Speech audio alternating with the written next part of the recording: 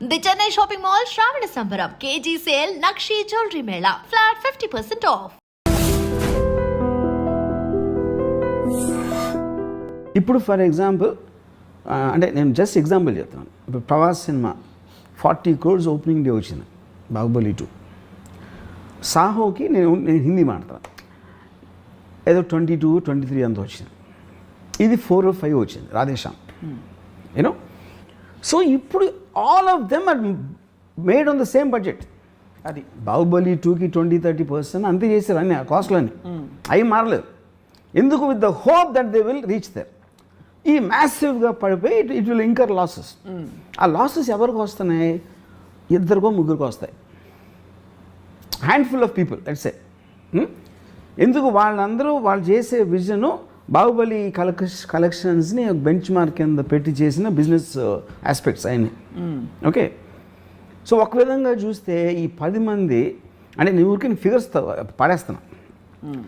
300 crores Baahubali అని అయింది అంటే 300 crores 2000 crores ఏమో బాహుబలికి వచ్చింది సపోజ్.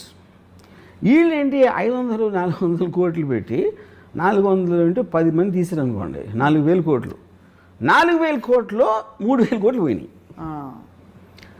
అప్పుడు రాజమౌళి మొలాన ఇంత నష్టం వచ్చింది ఇండస్ట్రీకి అంటే చాలామంది నాకు కొంతమంది ప్రొడ్యూసర్స్ ఈ రాజమౌళి నాశనం చేసాడు నా కొడుకు అని బూతులు తిరిగినాను. ఎందుకు? వాళ్ళకి అక్కసు. ఇప్పుడు వాడి సినిమా ఆడింది కాబట్టి ఇప్పుడు ఈ ప్రతి డైరెక్టర్ నాకు అది కావాలి, విఎఫ్ఎక్స్ కావాలి, ఈ సబ్జెక్ట్ తీస్తా ఆ సబ్జెక్ట్ తీస్తా అని దొబ్బుతున్నాడు. హీరోలేమో ప్రభాస్ అంత అయినప్పుడు మేమేం తప్పకూడదు అని వాళ్ళు అనుకుంటున్నారు. వీళ్ళిద్దరి కోరికలు తీర్చడానికి ప్రొడ్యూసర్గా మేము చచ్చిపోతున్నాం అన్నారు. అయినా కూడా ఎందుకు తీశారు? వాళ్ళకి ఆశ ఉంది కదా. ఫైనల్గా నేను 500 కోట్లు పెడితే 2000 కోట్లు రావడానికి ఛాన్స్ ఉందని ఆశ ప్రొడ్యూసర్కి మాత్రం ఎందుకు ఉండదు? అది ఓకే, 2000 కాదు 1000 కాదు 500 అంటే మీకేంటి ఒక మార్జిన్ అంత పెద్దగా ఉందని ఫీలింగ్ ఉంది, యూనో. ఇంకోటి, మీరు రూమ్లో ఉన్నప్పుడు మీ కథ మీకు బాహుబలి కథ కన్నా బాగుంటుంది, RRR కన్నా బాగుంటుంది. మీరు రూమ్లో ఉన్నప్పుడు చేయొచ్చు అనిపిస్తుంది. మనం ఆ విఎఫ్ఎక్స్ తీసుకొస్తే మనం ఈయన తీసుకొద్దాం, ఫాస్ట్ అండ్ ఫ్యూరియస్ చేసినోడిని, లేకపోతే నో టైమ్ టు డై చేసినోడిని, లేకపోతే అవెంజర్స్ చేసినోడిని.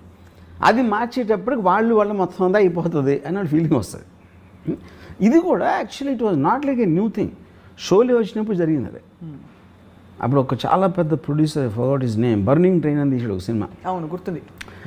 బర్నింగ్ ట్రైను వాళ్ళు అప్పుడు ఆ మిక్సింగ్ అంతా లండన్లో చేసినప్పుడు ఆ ప్రొడ్యూసర్ మాటికి ఫోన్ చేసి ఆ టెక్నీషియన్స్ అందరూ షోలేలో పనిచేశారు, సౌండ్ వాళ్ళు. ఆ సౌండ్ కూడా చెప్పాడు నాకు ఎలా ఉంది సినిమా అంటే చాలా బాగుంది సార్.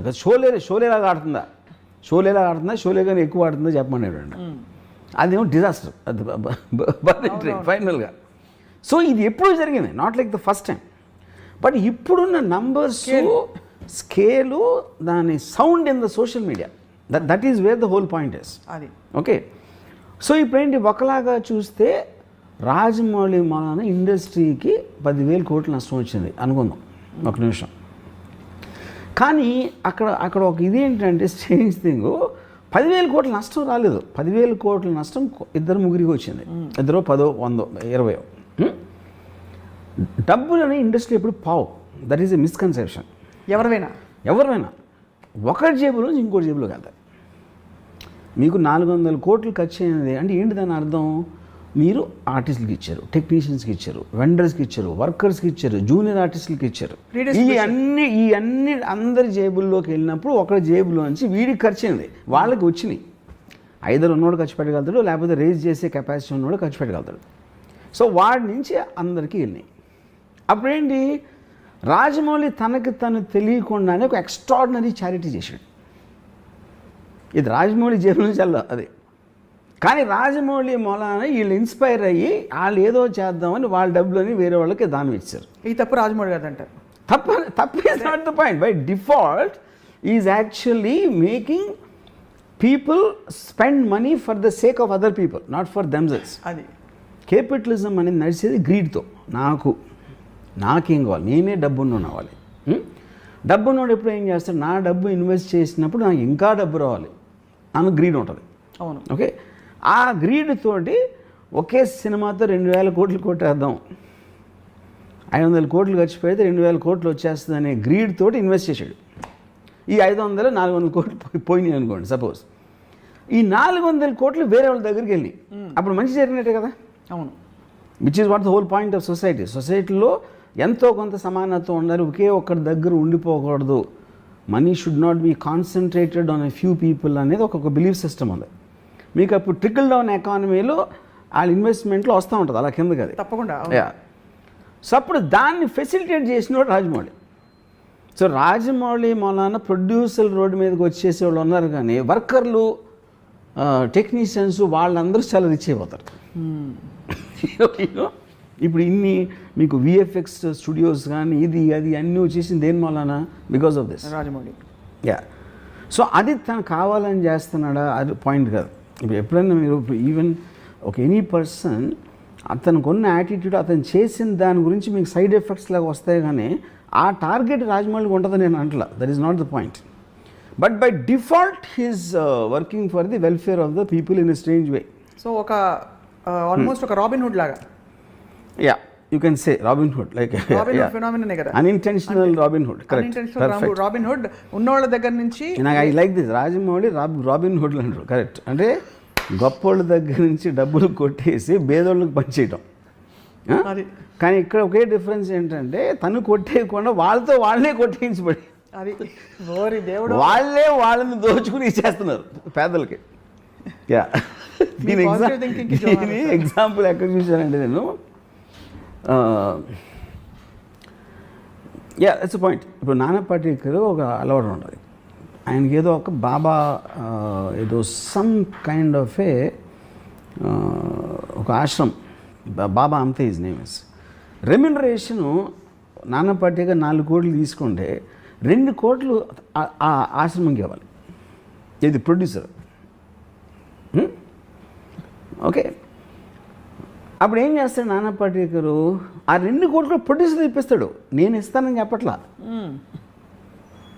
నాకు 2 కోట్లు చెక్కు, 2 కోట్లు దానికి ఇమ్మంటాడు.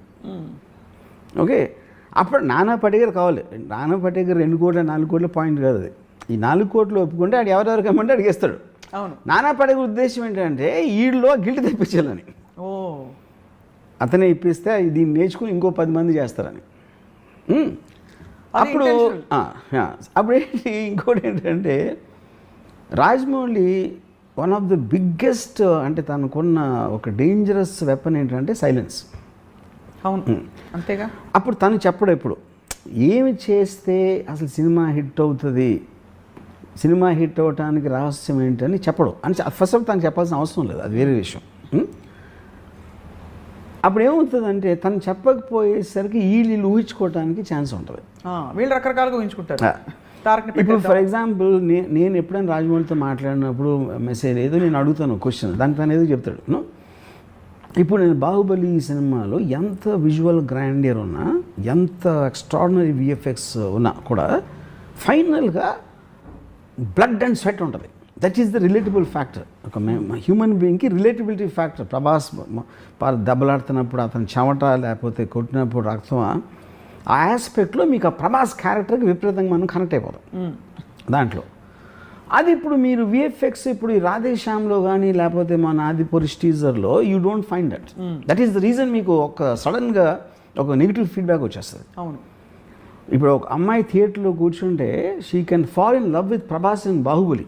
I don't think she will do that same in ఇప్పుడు చెప్పిన సినిమాలు ఆదిపురుష్.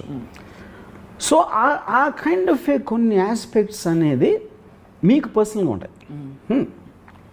ఇప్పుడు తను సైలెంట్గా వెళ్ళిపోయినప్పుడు వీళ్ళందరూ వీళ్ళు ఊహించుకొని వీళ్ళు తీసేసి ఇది జరుగుతుంది. కానీ దీని వల్ల సినిమాలు తీయటం మానేస్తున్నారా, ఇంతంత నష్టాలు వస్తున్నాయని ఎవరు చేయట్లా. ఎందుకంటే ఆల్రెడీ తను బెంచ్ మార్క్ చూపించాడు ఉంది. You can't erase that fact. ఏ మంచి సినిమా వస్తే 2000 చేయొచ్చు, 3000 చేయొచ్చు అనేది చూపించేసాడు కాబట్టి అది ఫ్యాక్ట్ ఆఫ్ ద మ్యాటర్. దాన్ని మీరు ఏం చేయలేరు.